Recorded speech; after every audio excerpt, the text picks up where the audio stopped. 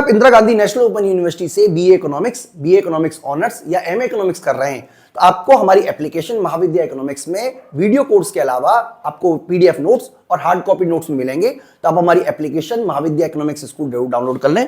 फिलहाल हमारे पास ये सारे के सारे कोड अवेलेबल हैं। इसके अलावा और भी पेपर कोड है, वो भी हम आपको जल्दी प्रोवाइड कराने की कोशिश करेंगे।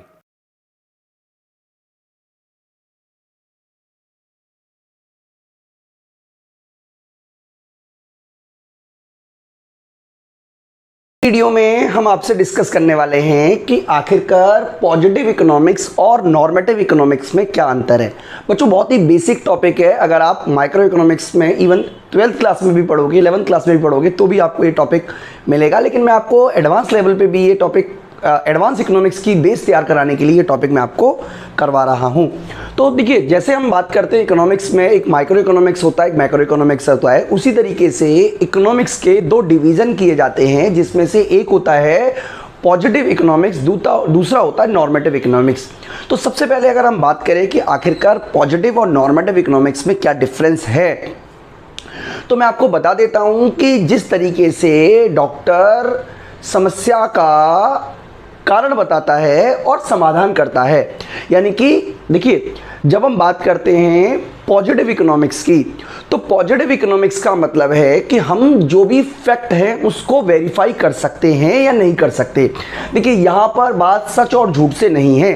पॉजिटिव इकोनॉमिक्स का केवल ये मतलब है कि हम किसी फैक्ट को वेरीफाई कर सकते हैं या नहीं वेरीफाई कर सकते। जैसे मान लीजिए मैं आपसे कहता हूँ कि भारत की जनसंख्या 200 करोड़ है।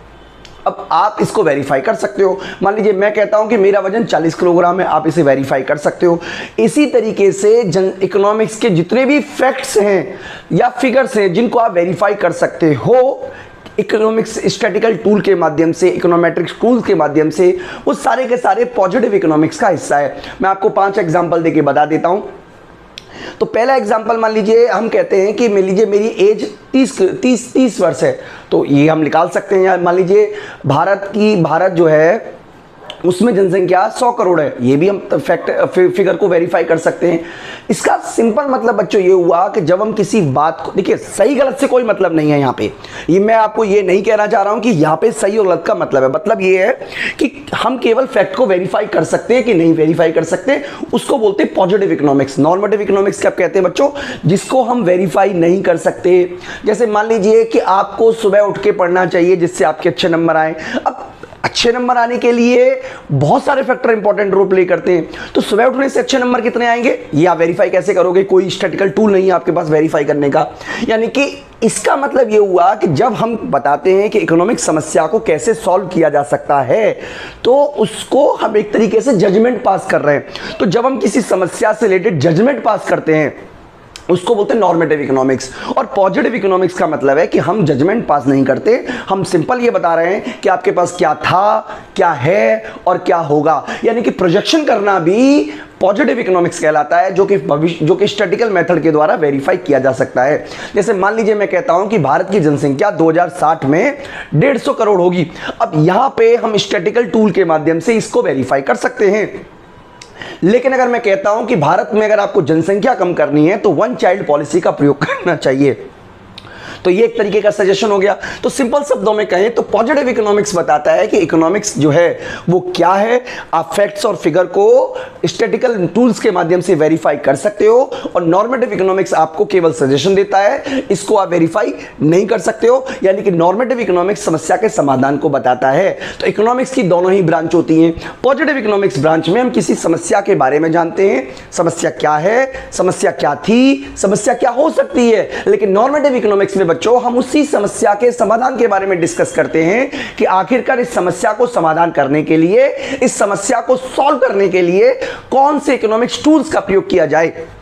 तो ये बच्चों आपको याद रखना है पहली बात। और दूसरी बात हमने आपको बता दिया कि पॉजिटिव इकोनॉमिक्स रिलेटेड है what is, what was, what will be, और नॉर्मेटिव इकोनॉमिक्स है व्हाट आउट टू बी, यानी कि क्या किया जाना चाहिए। जनसंख्या को कम करने के लिए क्या किया जाना चाहिए, देश की बेरोजगारी को कम करने के लिए क्या किया जाना चाहिए। जब हम सजेशन की बात करते हैं, जब हम सजेशन देते हैं, जब हम ये बताते हैं कि क्या होना चाहिए और क्या नहीं होना चाहिए, तो हम नॉर्मेटिव इकोनॉमिक्स की बात कर रहे होते हैं। इसके अलावा बच्चों वैल्यू जजमेंट की बात करते हैं। मैं आपको बता देता हूं कि पॉजिटिव इकोनॉमिक्स में किसी भी तरीके का वैल्यू जजमेंट पास नहीं किया जाता, जबकि नॉर्मेटिव इकोनॉमिक्स में वैल्यू जजमेंट पास किया जाता है। इसका मतलब वैल्यू जजमेंट का मतलब है कि क्या होना चाहिए। देखिए सजेशन जो होता है वो वैल्यू जजमेंट होता है। जैसे देखिए आप मान लीजिए आप आ रहे हो, आप जो हो वही आप दिख रहे हो, ये एक तरीके का क्या है, फैक्ट है। लेकिन वैल्यू जजमेंट का मतलब है कि बिना ये जाने मैं आपके बारे में सोचता हूं कि आप अच्छे लड़के हो, आप खराब लड़के हो, आप सुंदर हो, आप इंटेलिजेंट हो। यानी कि यहां पे अब मान लीजिए चलिए मैं आपसे 10 मिनट बात करता हूं और 10 मिनट बात करने के बाद मैं आपका फैसला लेता हूं कि आप इंटेलिजेंट हो, तो इसका मतलब ये वैल्यू जजमेंट हुआ। एक तरीके का मैंने अपने आप को बताया कि आप इंटेलिजेंट हो। इसका मतलब जो नॉर्मेटिव इकोनॉमिक्स होता है वो तो वैल्यू जजमेंट पास करता है, लेकिन जो पॉजिटिव इकोनॉमिक्स होता है वो केवल और केवल फैक्ट एंड फिगर के बेस पे चलता है। यहां पे किसी भी तरीके का वैल्यू जजमेंट पास नहीं होता। तो बच्चों बहुत सारे एग्जांपल हमने आपको दिए, तो यहां पे भी कुछ एग्जांपल है। जैसे 2011 में जो इंडिया की पॉपुलेशन है वो 121 करोड़ है। अब ये सही है गलत है ये तो वेरीफाई किया जा सकता है, कोई वैल्यू जजमेंट तो हमने पास किया नहीं, तो इसको बोलते हैं बच्चों पॉजिटिव इकोनॉमिक्स। लेकिन अगर अब ये कह रहे हैं कि पॉपुलेशन को कम करने के लिए फैमिली प्लानिंग जरूरी है, तो इसका मतलब ये हुआ कि हम एक तरीके से जजमेंट पास कर रहे हैं, और ये पार्ट हो जाता है नॉर्मेटिव इकोनॉमिक्स का। तो बच्चों जब हम इकोनॉमिक्स पढ़ते हैं तो इकोनॉमिक्स में हम क्या करते हैं, समस्या को भी समझते हैं और समस्या के समाधान को भी समझते हैं। इसीलिए इकोनॉमिक्स को साइंस भी कहा जाता है, सोशल साइंस कहा जाता है, यानी कि समाज से जुड़ी हुई समस्याओं का समाधान करने का काम भी इकोनॉमिक्स बच्चों करता है। तो मैं इस वीडियो में आपको इतना ही करा रहा हूं और मैं उम्मीद करता हूं कि आपको पॉजिटिव और नॉर्मेटिव इकोनॉमिक्स के बारे में जितनी भी रिक्वायरमेंट होगी वो सब आपको मिल गई होगी। इस वीडियो में इतना ही, थैंक यू।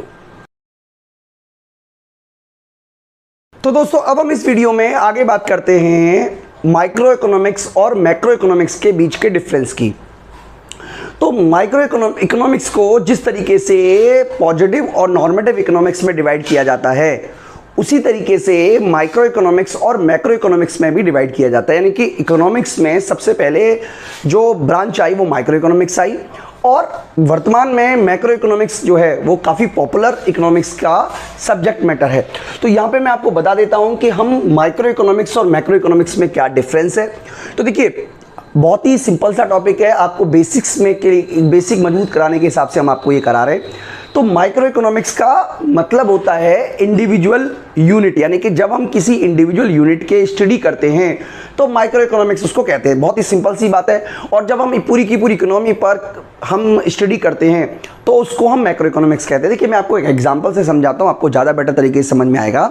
मान लीजिए कि हम ये कहते हैं कि मैं जो आलू खरीदता हूँ या मैं जो ऑनियन खरीदता हूँ, प्याज खरीदता हूँ, उसकी डिमांड चल रही है। तो जो ऑनियन की डिमांड है, जो पोटैटो की डिमांड है, इट्स कॉल्ड इंडिविजुअल डिमांड। यानी कि मेरे द्वारा जो ऑरेंज की डिमांड की गई है, सॉरी पोटैटो की डिमांड की गई है या ऑनियन की डिमांड की गई है, वो इंडिविजुअल डिमांड है। तो ये माइक्रो इकोनॉमिक्स का सब्जेक्ट मैटर है। अब मान लीजिए मैं कहता हूं कि इंडिया का हर व्यक्ति जो ऑनियन खरीद रहा है, ऑनियन के प्राइसेस बढ़ गए, तो क्या ये माइक्रो इकोनॉमिक्स में आएगा या माइक्रो इकोनॉमिक्स में आएगा? आपकी याद रखिएगा कि पूरे के पूरे इंडिया की कीमत, इंडिया में ऐसा हुआ है। तो बच्चों मैं आपको बता देता हूं कि ये भी माइक्रो इकोनॉमिक्स का सब्जेक्ट मैटर है, क्योंकि जब हम बात करते हैं ऑनियन की, तो ऑनियन जो है वो पूरी की पूरी इंडिया के प्राइस लेवल को रिफ्लेक्ट नहीं करती है। लेकिन जब हम इन्फ्लेशन की बात करते, देखिए इन्फ्लेशन क्या होता है? इन्फ्लेशन एक बास्केट है, गुड्स का बास्केट है। जब बास्केट की कीमतें बढ़ जाती है तो उसको इन्फ्लेशन बोलते हैं। यानी कि जब हम इन्फ्लेशन की बात करते हैं तो हम ये कहते हैं कि इंडिया में जनरल प्राइस लेवल बढ़ गया, यानी कि मैक्रो इकोनॉमिक्स की बात आ गई। जब हम बात करते हैं प्राइस डिटर्मिनेशन की, जैसे मान लीजिए कि मेरी इकोनॉमिक्स के कोर्स की फीस कितनी होगी, ये एक माइक्रो इकोनॉमिक्स प्रॉब्लम है। लेकिन मैक्रो इकोनॉमिक्स में क्या आएगा कि देखिए जो रुपीज़ है वो डीवैल्यूएट हो रहा है, ये मैक्रो इकोनॉमिक्स का आएगा, क्योंकि सभी के ऊपर असर पड़ेगा। इंटरनेशनल ट्रेड पर जो असर पड़ रहा है वो मैक्रो इकोनॉमिक्स के अंदर आएगा। जो देश में फेक करेंसी की समस्या है वो भी मैक्रो इकोनॉमिक्स में आएगा। अनएम्प्लॉयमेंट की समस्या मैक्रो इकोनॉमिक्स में आएगी। यानी कि एक ऐसी प्रॉब्लम जो पूरे के पूरे देश की समस्या को रिप्रेजेंट कर रही है, इकोनॉमिक प्रॉब्लम को रिप्रेजेंट कर रही है, वही मैक्रो इकोनॉमिक्स में आएगा। और माइक्रो इकोनॉमिक्स में वो आएगा जो हम इंडिविजुअल यूनिट को इन्फ्लुएंस करती है। यानी कि जब हम बात करते हैं मैक्रो इकोनॉमिक्स की, तो मैक्रो इकोनॉमिक्स के अंदर आने वाली जो चीज है वो है पूरी की पूरी economy, aggregates of the economy के लेवल पे, यानी कि पूरी की पूरी इकोनॉमी के लेवल पर है। इन्फ्लेशन हो गया, अनएम्प्लॉयमेंट हो गया, इनकम डिटर्मिनेशन हो गया, मनी हो गया, बैंकिंग सेक्टर हो गया, ये पूरी की पूरी इकोनॉमी को इन्फ्लुएंस करती है। फिस्कल पॉलिसी केवल आपको थोड़ा इन्फ्लुएंस करेगी, मुझे भी करेगी, मेरे पड़ोसी को भी करेगी। इसी तरीके से मॉनेटरी पॉलिसी भी पूरी की पूरी इकोनॉमी के लेवल को इन्फ्लुएंस करेगी। तो जब हम बात करते हैं मैक्रो इकोनॉमिक्स की, तो मैक्रो इकोनॉमिक्स में ऐसे वेरिएबल को चुना जाता है जो पूरे के पूरे इकोनॉमी को इन्फ्लुएंस करते हैं, जबकि माइक्रो इकोनॉमिक्स में ऐसे वेरिएबलों को हम चुनते हैं जो केवल और केवल कुछ इंडिविजुअल यूनिट को ही इन्फ्लुएंस करते हैं। तो एम क्या है बच्चों? देखिए, जब हम माइक्रो इकोनॉमिक्स पढ़ते हैं तो माइक्रो इकोनॉमिक्स का एम होता है प्राइस डिसाइड करना। किसका प्राइस डिसाइड करना? या तो जैसे मान लीजिए मैं कह देता हूं demand of labour, supply of labour, यानी कि किसी फैक्टर का प्राइस डिसाइड करना, ये वेज डिसाइड हो गया, या किसी गुड्स का प्राइस डिसाइड करना। यानी कि माइक्रो इकोनॉमिक्स का जो बेसिक कंसिडरेशन होता है, जो बेसिक फोकस एरिया होता है, वो किसी फैक्टर का प्राइस डिसाइड करना है या किसी गुड्स का प्राइस डिसाइड करना होता है। जबकि मैक्रो इकोनॉमिक्स जो है वो डिसाइड करने का काम करती है नेशनल इनकम का लेवल, नेशनल आउटपुट का लेवल क्या होगा, नेशनल एम्प्लॉयमेंट का लेवल क्या होगा। इसीलिए मैक्रो इकोनॉमिक्स का जो फील्ड ऑफ एरिया है वो बहुत ब्रॉड है as compare to micro economics. इसके अलावा बच्चों टूल्स की बात करें तो देखिए, माइक्रो इकोनॉमिक्स के जो टूल्स माने जाते हैं वो डिमांड एंड सप्लाई माने जाते हैं, यानी कि हर चीज डिमांड एंड सप्लाई के द्वारा डिसाइड होती है। जबकि मैक्रो इकोनॉमिक्स में एग्रीगेट डिमांड और एग्रीगेट सप्लाई के जो टूल्स है वो डिसाइड करते हैं। बच्चों यहाँ पे मैं आपको एक छोटा सा डिफरेंस करा देता हूँ इंडिविजुअल डिमांड में, मार्केट डिमांड में और एग्रीगेट डिमांड में। इसी तरीके से इंडिविजुअल सप्लाई, मार्केट सप्लाई और एग्रीगेट सप्लाई, जिससे कि आपको कम से कम कंसेप्ट क्लियर हो जाए कि तीनों का क्या मतलब है। जैसे मान लीजिए मेरे द्वारा जो ऑनियन की डिमांड की जाती है वो इंडिविजुअल डिमांड है, बिल्कुल सिंपल सी बात है। मैंने ऑनियन खरीदा, ऑनियन की जो डिमांड है वो इंडिविजुअल डिमांड है।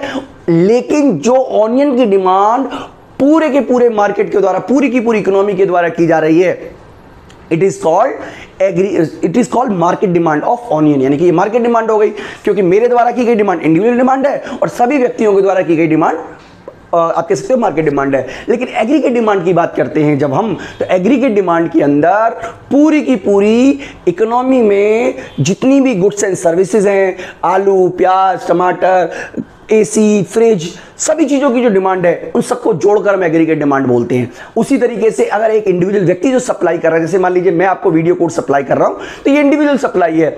और तमाम टीचरों के द्वारा या तमाम चीज़ों के द्वारा वीडियो सप्लाई करना वो मार्केट सप्लाई है।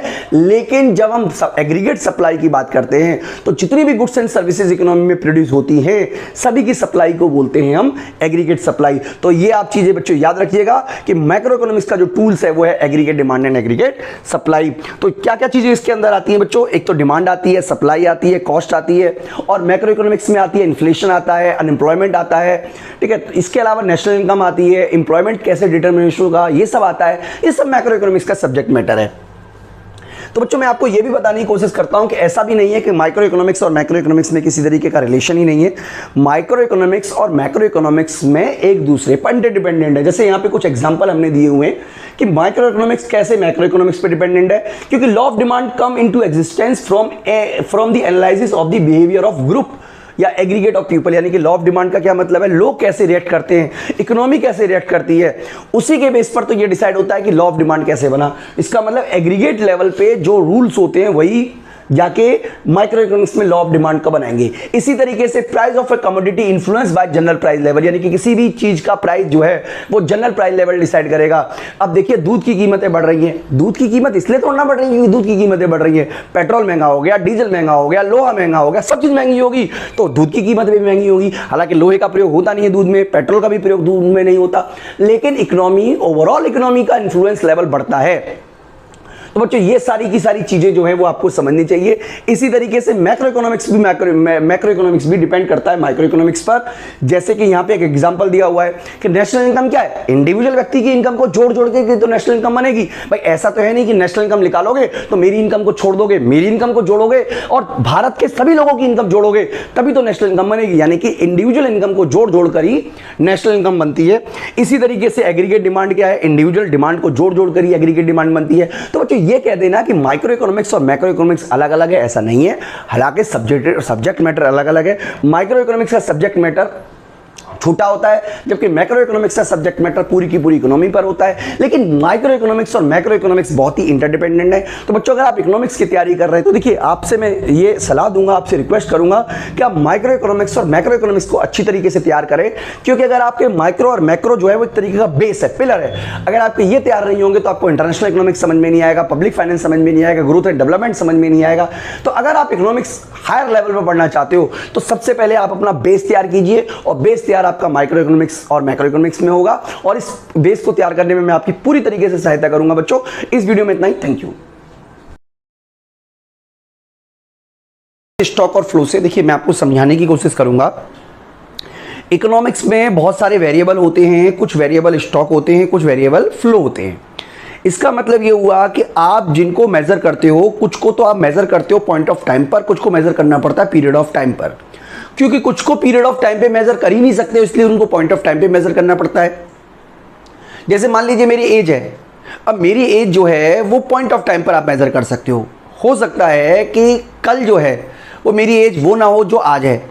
इसीलिए आपको अगर किसी भी व्यक्ति की एज को मेजर करना है तो आपको किसी पॉइंट ऑफ टाइम पे ही मेजर करना पड़ेगा। जैसे मैं कह सकता हूं कि मान लीजिए, सपोज कीजिए मैं बोलना चाह रहा हूं कि 15 जुलाई 2022 को मैं 30 ईयर का हूं। तो ये क्या बताने की कोशिश कर रहा है? ये बताने की कोशिश कर रहा है एक पॉइंट ऑफ टाइम को, पॉइंट ऑफ टाइम। ठीक है जी। कुछ वेरिएबल ऐसे होते हैं जिनको हम पीरियड में मापते हैं, जैसे मान लीजिए इनकम है। अब मैं ये तो नहीं कह सकता कि 15 जुलाई 2022 को मेरी इनकम इतनी थी। हाँ, संपत्ति को पॉइंट में मेजर करते हैं। इसका मतलब ये हुआ कि स्टॉक जो हैं वो वेरिएबल होते हैं जिनको आप किसी पॉइंट ऑफ टाइम पर मेजर करते हो, यानी कि वो वेरिएबल जिनको आप किस में मेजर कर रहे हो, पॉइंट ऑफ टाइम पर, पॉइंट ऑफ टाइम पर, उनको बोलते हैं हम स्टॉक वेरिएबल। जैसे कि मान लीजिए मनी सप्लाई है, मनी सप्लाई की स्टॉक है, क्योंकि मनी सप्लाई को जब मेजर करेंगे तो किसी ना किसी पॉइंट पे करेंगे कि इस तारीख को इतनी मनी सप्लाई थी मार्केट में। इसी तरीके से पॉपुलेशन है, 2050 में कितनी पॉपुलेशन होगी, 2050 is the point, January is the point, 15 August is the point. तो पॉइंट ऑफ टाइम पर मेजर करते हैं। वेल्थ है, ठीक है। इसके अलावा ये सारे के सारे कंसेप्ट स्टॉक हैं, क्योंकि इनमें किसी भी तरीके का टाइम डायमेंशन नहीं होता, एक महीना, एक हफ्ता, एक दिन नहीं होता। वहीं हम फ्लो की बात करें तो बच्चों फ्लो वो वेरिएबल होते हैं जिनको एक पर्टिकुलर टाइम पीरियड में मेजर किया जाता है, चाहे वो एक दिन हो, चाहे एक घंटा हो, चाहे एक महीना हो, चाहे एक साल हो, लेकिन उनमें पॉइंट की जगह पीरियड होता है, यानी कि एक टाइम डायमेंशन होना जरूरी है। जैसे नेशनल इनकम एक अकाउंटिंग ईयर में मापी जाती है। पॉपुलेशन जो ग्रोथ रेट, अब पॉपुलेशन ग्रोथ रेट कितनी है ये तो आप ईयर वाइज ईयर पता करोगे कि 2022 में या एक वर्ष में भारत की पॉपुलेशन ग्रोथ 4% रही है। तो ये जो है वो पॉपुलेशन ग्रोथ रेट वो एक तरीके का फ्लो वेरिएबल है। तो बच्चों कई बार आपसे क्वेश्चन एग्जाम में ऐसे पूछे जा सकते हैं कि आप बताइए कि इनमें से कौन सा स्टॉक है, कौन सा फ्लो। तो आप इस तरीके से याद रखिएगा। किसी भी चीज को आप देखिएगा कि उसको मेजर कैसे कर। जैसे मान लीजिए दिल्ली से आगरा की डिस्टेंस है। अब दिल्ली से आगरा का डिस्टेंस एक स्टॉक है क्योंकि वो तो फिक्स रहेगा, लेकिन दिल्ली से आगरा कार चलने की जो स्पीड है वो एक तरीके का वेरिएबल, फ्लो वेरिएबल है। तो ये आप याद रखिएगा। मैं यहाँ पे एक बार डिफरेंस भी बता देता हूँ, meaning of stock and flow में डिफरेंस। तो stock variable refer to the variable which is measured at the particular point of time. तो जैसा कि हमने आपको बताया कि स्टॉक वेरिएबल को हमेशा एक पर्टिकुलर पॉइंट ऑफ टाइम पे ही मेजर किया जाता है, जबकि जो फ्लो वेरिएबल होता है उसको एक पीरियड ऑफ टाइम पर मेजर किया जाता है। ये बच्चों आपको याद रखना है। इसके अलावा स्टॉक का कोई टाइम डायमेंशन नहीं होता, जबकि फ्लो का एक टाइम डायमेंशन होता है, चाहे वो एक हफ्ता हो, चाहे वो एक महीना हो, चाहे एक दिन हो, चाहे एक घंटा हो, कुछ ना कुछ तो उसका फ्लो होगा ही होगा। इसके अलावा बच्चों बात करें स्टॉक की, तो स्टॉक एक स्टैटिक कंसेप्ट है, एक स्थिर कंसेप्ट है, जबकि ये वाला जो है this is a dynamic concept, क्योंकि ये बदलता रहता है। इनकम जो है वो बदलती रहती है। एक महीने में जो मेरी इनकम इस महीने हो सकता है अगले महीने ज़्यादा हो सकता है कम हो। स्टॉक जो है वो स्टैटिक है, जबकि आप कह सकते हो एक तरीके से जो फ्लो है वो एक तरीके का डायनामिक कंसेप्ट है। स्टॉक स्टैटिक है और फ्लो जो है वो डायनामिक है। एग्जाम्पल की बात करें तो पॉपुलेशन ऑफ इंडिया जो है वो स्टॉक है, जबकि नंबर ऑफ बर्थ, अब नंबर ऑफ बर्थ एक साल में कितने हुए ये तो एक तरीके का फ्लो हो गया। नेशनल इनकम, एक्सपेंडिचर, ये सारा का सारा हमारा फ्लो वेरिएबल है। तो बच्चों इकोनॉमिक्स में स्टॉक वेरिएबल और फ्लो वेरिएबल का इंपॉर्टेंस ये है क्योंकि हम बहुत सारी चीज़ों को स्टॉक में और बहुत सारी चीज़ों को फ्लो में मेजर करते हैं। तो ये आप याद रखिएगा बच्चों। चलिए मैं आपको आगे कंसेप्ट शुरू कराता हूं। तो दोस्तों जब हम इकोनॉमिक मॉडल पढ़ते हैं तो कुछ इकोनॉमिक मॉडल स्टैटिक मॉडल होते हैं, कुछ डायनामिक मॉडल होते हैं। बेसिकली मैं यहाँ पे केवल आपको वर्ड मीनिंग समझा रहा हूँ, डिटेल हम किसी और वीडियो में भी कर देंगे, लेकिन यहाँ पे आपको क्या मतलब होता है वो मैं आपको समझा देता हूँ। देखिए, स्टैटिक मॉडल का मतलब होता है कि आपने जो टाइम एलिमेंट है उसको इग्नोर कर दिया। जैसे मैं आपको समझाने की कोशिश करता हूँ, आपको मेरी बात समझ में आ जाए तो देखिए, जैसे डिमांड है तो demand is the function of price. हम सब लोग जानते हैं कि जो मांग है वो कीमत पे डिपेंड करती है, लेकिन एक प्राइस कौन सा है, कौन सा प्राइस है, कौन सा प्राइस। देखिए, बात को समझने की कोशिश कीजिएगा, मैं आपको समझाने की कोशिश कर रहा हूं। जैसे मान लीजिए कि आप एक एरोप्लेन की टिकट बुक करते हैं, एक सिंपल एग्जांपल के लिए कर लीजिए। मान लीजिए टिकट है 10,000 रुपए की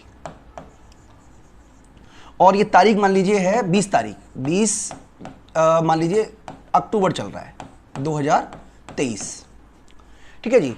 अब इस केस में जो डिमांड है, मान लीजिए 100 लोग हैं जो टिकट बाय करना चाह रहे हैं, ये डिमांड है। अब नॉर्मली इसका जो प्राइस है टिकट का वो 5,000 रुपए होता है, लेकिन यहां पे 10,000 मिल रहा है। सडनली क्या हुआ, 21 तारीख को क्या हुआ कि जो प्राइस है वो 6,000 रुपए रह गया।